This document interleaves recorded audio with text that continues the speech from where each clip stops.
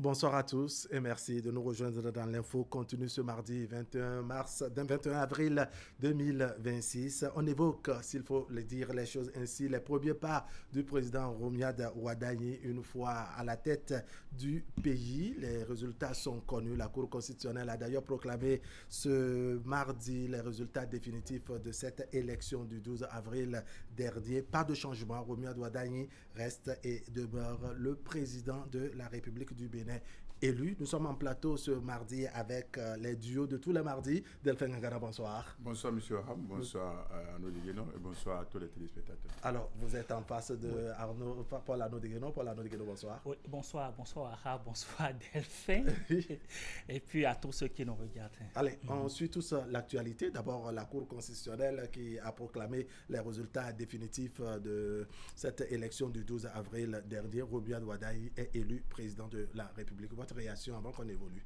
Et comme l'ancien président de l'Assemblée nationale, Adrien Ongwedi, voilà une affaire qui vient d'être réglée. On a fini les élections et tout le monde descend. Je pense que d'entrée, il faut dire que l'avènement, l'élection de Romiad Ouadani est spéciale. C'est le résultat de la correction de nos imperfections, c'est le résultat de la correction d'un système, c'est le résultat de la correction de nos tares, parce que je dis exceptionnel simplement parce que c'est pour une première fois qu'un président élu au Bénin se trouve être à un taux de 94,5%. Il n'y en avait jamais eu depuis 1960 jusqu'à la date d'aujourd'hui. Et depuis que le Bénin est Bénin, il n'y a jamais eu un président du Grand Mono. Depuis que le Bénin est Bénin, il n'y a jamais eu une élection où même les partis politiques qu'on peut peut-être traiter d'opposition et d'opposition forte ne se trouvent pas à dire non, nous boycottons ou nous appelons à boycotter. Oui. Et même quand quelqu'un a fait erreur de publier sur les réseaux affaire de boycott, c'est le même parti, c'est le parti qui devrait même acclamer ça, qui a condamné non seulement ça, a menacé cet individu. Donc on a eu l'union sacrée de tous les Béninois autour de ça. Et ça, c'est ce que le président Patrice Talon a toujours voulu, parce que si vous suivez, si vous regardez tout ce qu'il a mis en place comme réforme du système partisan, l'objectif, c'est de mettre tout le monde ensemble, c'est que tout le monde travaille. Et il a même dit, qu'il faut forcer la main aux Béninois pour travailler, je le ferai. Et il l'a fait. Vous voulez dire, nous y sommes. Nous y sommes, en plein dedans. Paul Arnaud Deguenon, ça vous dit quoi, ces résultats définitifs proclamés par la Cour constitutionnelle? Franchement, c'est inédit. En tout cas, tout ce qui s'est passé du début des hostilités, depuis qu'il y a eu le dépôt des dossiers à la Sénat jusqu'à aujourd'hui, je pense que tout ce qui s'est passé est inédit dans notre pays. Et tout est bien qui finit bien avec plus de 94% de suffrage.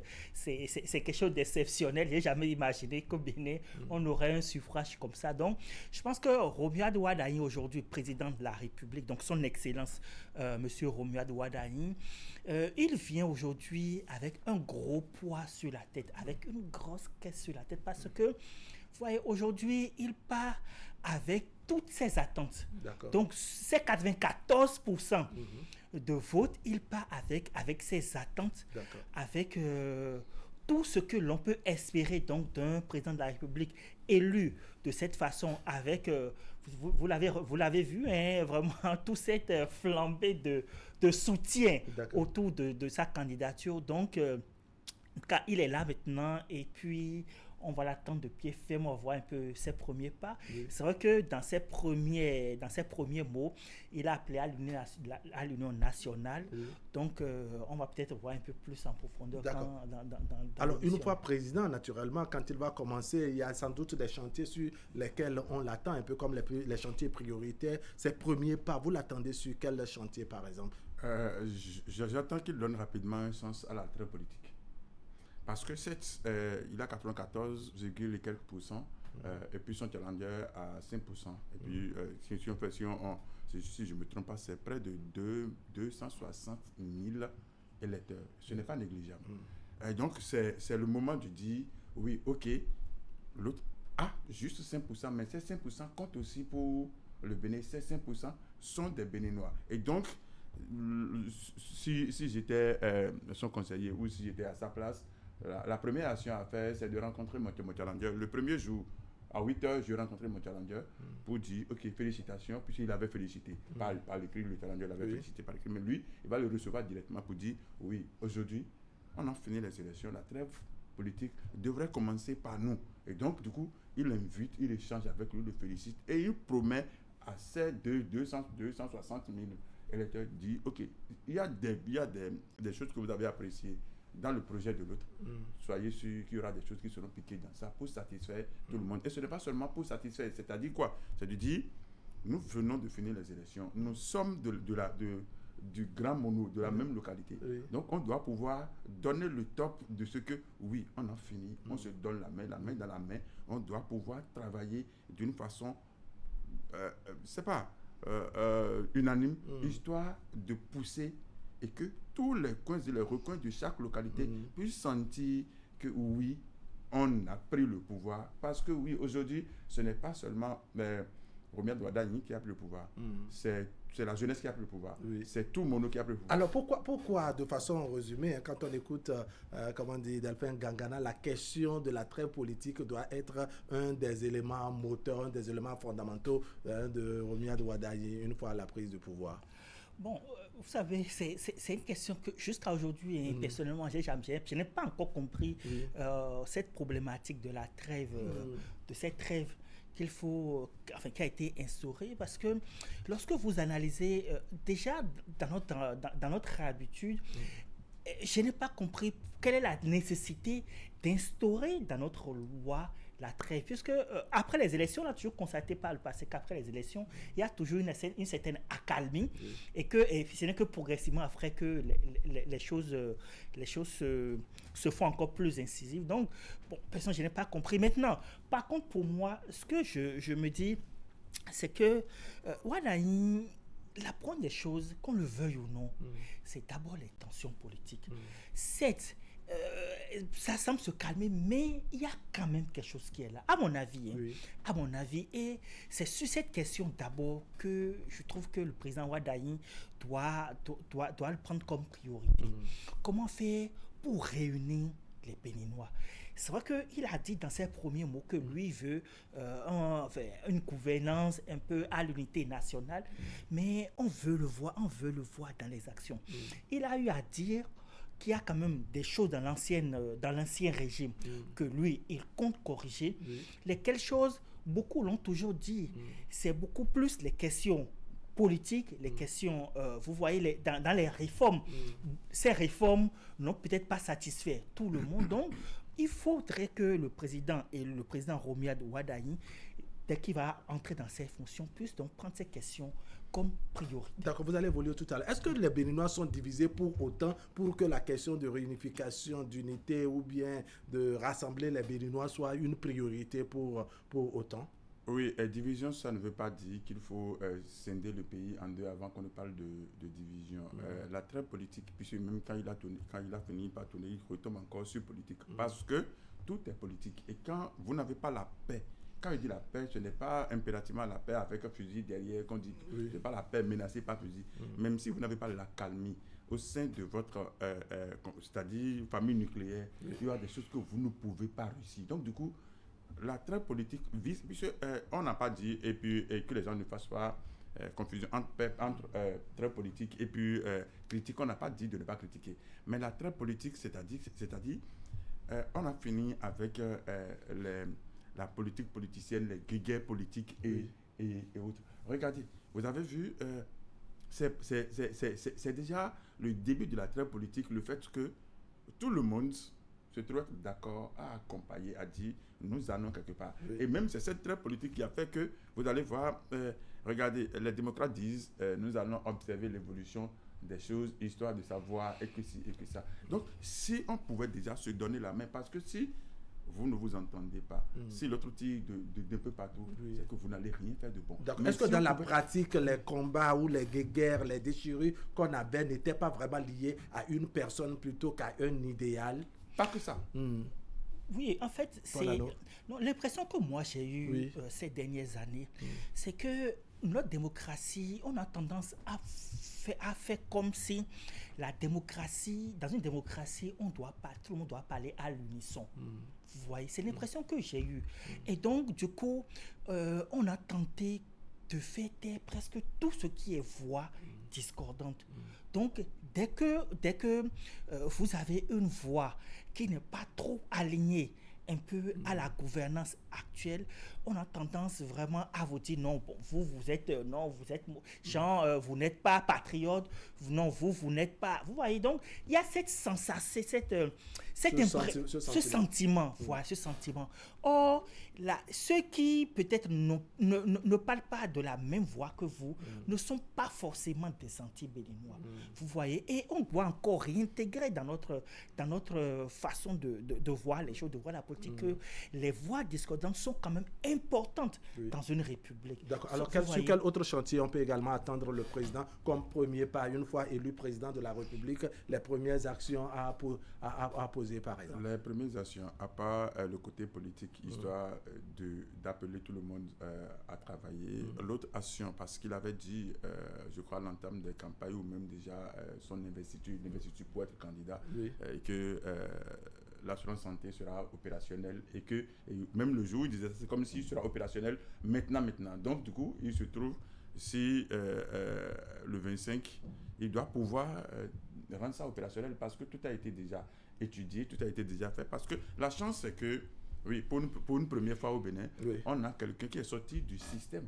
Parce que depuis, il y a pratiquement jamais quelqu'un qui quitte le système et qui se trouve être positionné. C'est toujours c'est-à-dire des gens en opposition au système. Donc, on a quelqu'un qui avait occupé un poste transversal parce que être ministre d'État, ministre de l'économie et des finances, et puis chargé de la coopération, c'est que c'est quelqu'un qui se trouve informé de tout. De pratiquement tous les gros dossiers donc, de l'État. Il n'y a pas à dire, bon, ok, on fera une pause pour prendre connaissance des dossiers. Donc, il connaissait déjà les dossiers sont déjà en cours. Donc, la première action, le premier dossier à vider, c'est l'assurance santé pour dire, parce que si tu as la paix et que tous les Béninois ont la capacité d'aller se faire soigner et d'être pris en charge, je pense que ça va déjà régler beaucoup de choses. Donc, la première action, c'est de vider le dossier d'assurance santé pour dire, oui, vous serez en santé pour vous battre parce qu'on a beaucoup de choses à faire. Oui, Paul Adodiguedo. Oui, tout à fait. C'est l'économie, parce que c'est le nez de la guerre. C'est le nez de la guerre et on a la chance, c'est une grande chance quand même pour notre pays, d'avoir un président de sa trempe, quelqu'un d'assez expérimenté. Son profil va avec, honnêtement, avec le job. Et vous savez, quand vous disiez sur les réseaux sociaux, vous savez que tout le monde nous admire, que rien que par son profil, tous les autres pays sont admiratifs, voire jaloux de nous. Non, donc, sur ce plan, vraiment, c'est une grande chance pour nous. Et puis, il vient également, comme Delphine l'a dit, du régime passé. Donc, ce n'est plus quelqu'un qui va maintenant encore prendre le temps de dire, je vais prendre besoin de s'acclimater. Voilà, donc les choses vont aller. On espère vraiment que les choses vont aller très vite. Et puis, il a déjà dit que sur certaines choses qu'on doit pouvoir avoir les résultats immédiatement, notamment par rapport à la question de la santé, de l'assurance santé. Donc, je pense que ces dossiers vont sûrement être les premiers à être vidés. Et puis, on espère également que il a parlé des créateurs de contenu, mais on espère quand même, moi je l'espère vraiment, qu'il va encore faire un clin d'œil surtout à nos médias, à notre corporation. Vous savez que le président sortant, donc le président Patrice Talon, nous avait promis il y a 2 ans qu'il y aurait des réformes donc, au sein de cette corporation. On a attendu jusqu'à ce qu'on... Peut-être qu'avec celui-ci, les choses vont... Voilà, D'accord. Alors, je voudrais qu'on revienne un peu sur le profil de l'homme. Tout à l'heure, c'est vrai, unanimement, vous deux, vous soulignez combien il a séjourné pendant longtemps au niveau du ministère de l'économie et des finances. Donc, il est bien au courant, bien au parfum des dossiers sensibles de l'État. Est-ce que c'est suffisant, n'est-ce pas, pour être, je dirais, le profil idéal et faire le job qu'il faut? On parle quand même du Bénin. Oui, on parle du Bénin. Et puis, même s'il faut parler du profil, on n'est plus au départ. Puis, si c'était au moment où on voulait le choisir comme candidat, qu'on allait douter, de ce qu'il est-ce qu'il peut. On l'a déjà choisi, on a fait campagne et il se trouve déjà dans... En effet. Donc, du coup, il n'y a plus à dire est-ce qu'il peut. Même s'il ne peut pas, on doit l'aider à pouvoir. Et c'est pour l'aider à le faire qu'il faut qu'il signe très rapidement. Je ne sais pas si ça va se faire avant avant l'investiture ou si c'est après l'investiture, l'installation du Sénat. Parce que imaginez... Ce sujet vous préoccupe vraiment. Non, imaginez c'est pour ça, moi, j'adore l'affaire de trêve politique. Imaginez que juste après son installation, qu'on trouve l'ancien président de la République, Boni Yayi, et l'ancien nouveau président, c'est-à-dire il a le fraîchement ancien président, fait le tour du Bénin, où se trouve dans une conférence à l'international en train d'appeler les investisseurs à travailler au Bénin. Quelqu'un qui est du domaine, c'est-à-dire un opérateur économique, un commerçant, et quelqu'un qui s'est associé, c'est-à-dire, je n'ai pas envie de dire, qui sait utiliser... je ne vais pas dire l'église, je ne vais pas dire le Dieu, mais je vais dire juste le côté un peu religieux à tout. Donc, imaginez que ces deux se trouvent à l'extérieur en train de parler du Bénin, mais les gens vont adorer. Vous trouvez que ce duo-là, n'est-ce pas, portera un impact sur le devenir du Bénin? Voilà, pas que ce duo. Imaginez l'ancien président de Nicéphore Soglou, qui connaît bien les canaux de Bretton Woods, ou qui connaît bien, et que ces trois se trouvent sur le champ en train d'appeler les gens à venir au Bénin, de parler du Bénin. Les anciens présidents du Bénin ensemble en train de parler du Bénin. Imaginez ce que ça peut apporter comme impact, c'est-à-dire économique, impact social, impact psychologique. Paul Arnaud de Guénon, c'est vrai que selon les tests, c'est au nouveau président élu d'installer le Sénat, n'est-ce pas, qui sera en quelque sorte une deuxième chambre de l'Assemblée nationale. Est-ce que c'est un dossier à inscrire au rang des priorités pour le président élu, je dirais, pour ses toutes premières actions une fois élu? Parce qu'il y a Delphin Gangana qui décrit une forme de beauté, une certaine symbiose quand on prend les anciens présidents de la République. Patrice Talon va s'ajouter à la liste déjà de Boni Yayi et de Nicéphore Dieudonné Soglou. Il fait une certaine description ô combien jolie des choses. Vous avez quelle lecture? Bon, c'est un dossier très politique. Très politique. Et moi, à la place de président Ouaddaï, je ne veux pas rapidement m'aventurer sur les dossiers politiques. Parce que, vous savez, les dossiers politiques... Mais finalement, on se rend compte que tous les dossiers ont des ramifications politiques, n'est-ce pas? Même le dossier des médias dont vous parlez, on se dit que il n'y a pas des virgules, des accents, n'est-ce pas? Une certaine tonalité politique dedans. Ça ne manque pratiquement pas. Même la fonction en elle-même est déjà politique. Voilà. Si vous voyez. Non, donc, personnellement, je pense que les populations ont élu le président Ouaddaï pour régler ces problèmes. Et aujourd'hui, dans la population, ce n'est pas la Sénat.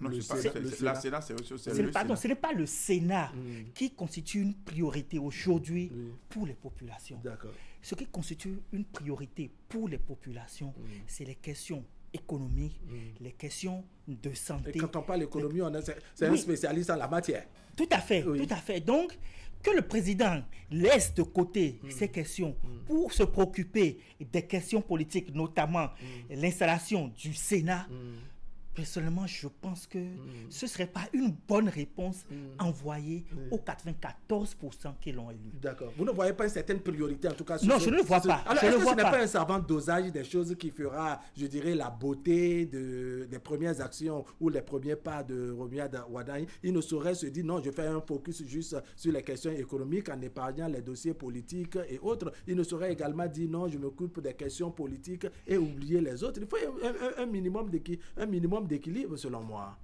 Vous savez, on a la chance, on n'est pas sorti d'une crise. Ce n'est pas un changement de régime. Et puis, à la date d'aujourd'hui, notre ceinture sur la scène internationale pèse bien. Et celui qui porte cette ceinture, ou ceux qui portent cette ceinture, sont encore là. Et qu'on ne doute pas de leur capacité, qu'on ne doute pas de leurs compétences. Et donc, c'est pour ça que j'ai dit, oui, ce n'est pas comme... On a dit la continuité. Ce n'est pas comme, on a fait une pause et on veut reprendre. Non, c'est que c'est une continuité. Les dossiers étaient déjà là et évoluaient. Donc, il y a juste des choses à réajuster, à évacuer et à faire. Et puis, moi, je dis, les premières choses à finir, c'est d'abord le dossier politique. Parce que si vous suivez déjà, l'ancien président de la République, Yahya Boni, au moment où il était au pouvoir, vous allez savoir que c'est le côté politique qui a nuit à ses actions. Oui. Si vous repartez en arrière, vous allez vous rappeler que le général Mathieu Kérékou avait dit dans ce pays que si on pouvait laisser la politique de côté, qu'on est capable de faire beaucoup de choses. Et l'actuel président n'a cessé de le dire, il le dit à chaque fois. Et que si il est arrivé, et que le 25 décembre 2025, on est arrivé à parler du Sénat, c'est compte tenu de l'expérience, c'est parce qu'on a vu qu'il nous fallait ça, c'est parce qu'on a trouvé les choses qui nous arrièrent et qu'il faut les corriger. Et je pense que ces choses ne nécessitent pratiquement, parce que tout a été déjà fait. Et c'est parce que c'est le nouveau qui doit l'installer que ça n'avait pas été fait. Si c'était que c'est celui qui est là qui va l'installer, puis s'il l'installe, à quel moment il viendra s'ajouter à ça. Oui, alors, cela déjà fait. facile à vider. D'accord, dans un de vos développements tout à l'heure, vous avez évoqué la question de l'unité nationale, les questions de réconciliation et qu'il faille que le nouveau président élu, n'est-ce pas, puisse travailler sur ce chantier-là. On se dit que c'est un chantier politique, mais quand vous venez dans un autre développement évoquer la question en fait, les questions économiques, travailler à ce que le panier de la ménagère puisse très bien se porter et je dirais l'image du pays également en ce qui concerne le volet économie et finance. On se dit, est-ce qu'il n'y a pas une certaine contradiction quand vous voulez qu'on oublie les questions politiques alors que tout est plus ou moins lié? Bon, est-ce que c'est contradictoire? Non, c'est-à-dire que pour moi, le président élu, il y a des questions brûlantes. Et lui-même, il a dit, les questions brûlantes, c'est l'assurance maladie. Ça, c'est lui-même qui l'a dit. Vous voyez?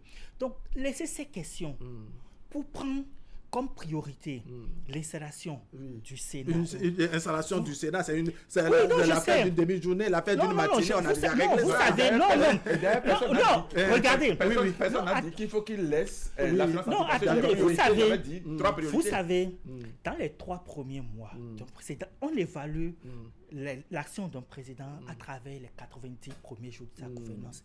Et c'est ça qui donne le ton, vous voyez.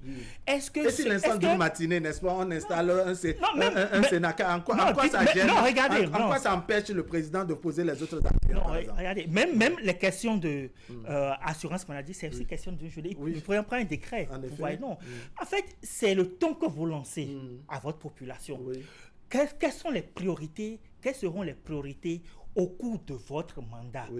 Est-ce que vous voulez prendre votre temps pour vous occuper des questions politiques ou vous voulez prendre le temps pour vous occuper des questions économiques? D'accord, donc c'est juste le sillage, parce que tout ça c'est dans le symbolisme. Oui, d'accord, je vous comprends. Alors je vous ai écouté depuis vos premiers développements jusque-là. Personne n'a encore parlé, je dirais, de la formation du gouvernement, alors que c'est un des éléments non négligeables avant que le président ne se mette proprement en action. On s'interroge pour savoir comment on forme, je dirais, un gouvernement, n'est-ce pas? En tout cas, former toute l'équipe autour de lui, à l'image, n'est-ce pas, de tout ce beau monde qui, je dirais, l'a soutenu. Je parle, en tout cas, à voter pour lui, à l'image de ces 94, et quelques % qui ont voté pour le président de la République. Oui, la formation du gouvernement se trouve être un truc capital et j'en viens. Mais la formation du gouvernement, pour moi, ne devrait pas se faire dès le premier jour. Non, parce que oui, ce n'est pas une reprise. En tout cas, ce n'est pas n'est pas une nouvelle équipe, c'est une ancienne équipe qu'il faut apprendre juste à corriger, à agencer, parce qu'il y a des gens qui occupent de postes, il y a des intérimaires, il y a donc du coup, mais et tout ça pour le faire, parce que c'est pour ça que je dis qu'il faut donner le ton à l'unité nationale, qu'il faut donner le ton à la très politique. C'est pour ça que je parlais de rencontrer son challenger. Parce que si aujourd'hui, il le rencontre le matin, il demande, je veux juste un technocrate, quelqu'un qui est quand même capable de quelque chose, et que je veux un représentant des FCBE dans mon gouvernement. Mais pour former le gouvernement, il faut prendre des attaches, il faut contacter des gens. Il ne faut pas se précipiter, former un gouvernement et que le lendemain, qu'on commence pas à sortir des gens. Donc, du coup, il faut faire de sorte à ce que, un peu comme ce que vous avez dit, dosage. histoire de dire, ok, c'est peut-être le 25 soir qu'on va finir, parce que déjà maintenant, il y a déjà des noms, il y a déjà des études autour de tout ça. Mais c'est après qu'il faut agencer. Peut-être que c'est tout ça qui fait également l'insomnie au niveau de certains. Donc, qu'il faut agencer, mais pour agencer, il faut prendre des contacts, il faut déjà rencontrer. C'est pour ça que le côté politique devrait être déjà réglé, parce que même pour former le gouvernement, ce sont des gens qui vont siéger. Mais les institutions qui peuvent déjà prendre certaines personnes, si vous trouvez déjà que, oui, l'aile dure des démocrates, il faut 2 ou 3 personnes dans le Sénat. Oui. Vous avez déjà réglé une partie. Vous voyez la nécessité de la formation d'un gouvernement d'union nationale. C'est une formule qui passe un peu partout. Hein. Ça date de la nuit des temps, gouvernement d'union nationale. On n'est pas en crise pour autant. Oui, justement, moi, c'est des mots que j'affectionne pas trop, au gouvernement d'union nationale. Voilà. Non, c'est pas un président a été élu, il forme son gouvernement. Alors, il y a eu un challenger. Quel schéma donné, n'est-ce pas, de manière à ce que pratiquement on puisse retrouver en quelque sorte tout ce beau monde qui a voté pour le président de la République. On parle de 94, et quelques %. Bon, moi je pense que l'histoire risque de se répéter un tout petit peu. Vous vous rappelez un peu que lorsque le président Patrice Talon avait été élu, il y avait eu également un grand nombre de soutiens derrière lui, notamment au second tour. Vous savez, il y a eu un grand ralliement autour de sa personne, autour de sa candidature au second tour. Et pour finir, on a vu comment les choses se sont passées. Oui. Et donc, moi, je pense que les choses risquent également d'être plus ou moins les mêmes choses et que beaucoup soient déçus. Beaucoup soient déçus parce que, qu'on le veuille ou non, le président élu, donc Romuald Wardini, ne les a pas attendus avant de formaliser sa candidature. D'accord. Donc, les choses vont se passer telles quelles. Il va former son gouvernement. Et moi, je pense, contrairement à Delphin, que on aura le gouvernement très rapidement. Oui. Très rapidement, parce que, de toute façon, il est obligé quand même, il est tenu donc de balayer tous ceux qui sont là. Il est tenu comment? Qu'est-ce que vous appelez balayer? Je vais mieux comprendre ce que vous appelez balayer ceux qui sont là. Non, pourquoi je dis tenu? Vous voyez, le président... Non, on a compris tenu, c'est tel que vous avez parlé de balayer. Non, oui, on a... Non, bon, ok, le mot est peut-être un peu trop fort pour ma part. Non, en fait, c'est le sens que vous voulez lui donner. Ce n'est même pas la force du mot, c'est peut-être le sens que vous voulez lui donner que moi je vais mieux comprendre. Non, en fait, il doit... Il est, à mon avis, il est tenu de remplacer l'équipe, toute l'équipe qui est là. Pourquoi? Parce que avec ceux-là, il a été collègue. Oui. Et aujourd'hui, il est président de la République. Oui. Vous voyez? Et ça pose quel problème de former l'équipe avec vous ses savez, Delphin Gangana, et là, ce serait votre mot de conclusion.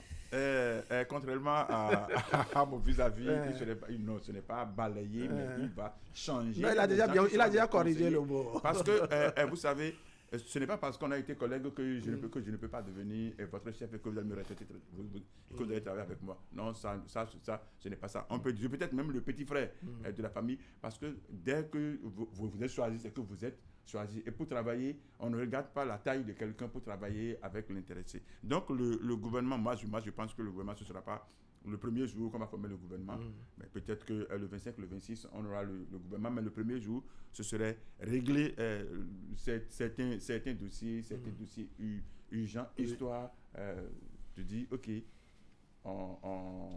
on saute sur les grands. Sur les grands dossiers, et on évolue. D'accord. On va suivre l'évolution des choses. Voilà, nous déguerrons. Oui, je pense que le président il a besoin de s'affirmer. Et s'affirmer, c'est changer son équipe très rapidement. Donc, peut-être même le premier jour. On vous aurait compris. Merci beaucoup pour la Déguénon, Delphin Gangana. Merci également. Mesdames, Messieurs, ce serait tout pour aujourd'hui. Merci de nous avoir suivis. L'information continue sur Canal 3 Bénin. Tout à l'heure, à 23h, vous avez la rediffusion et demain, autour de 10h30. Allez, portez-vous bien.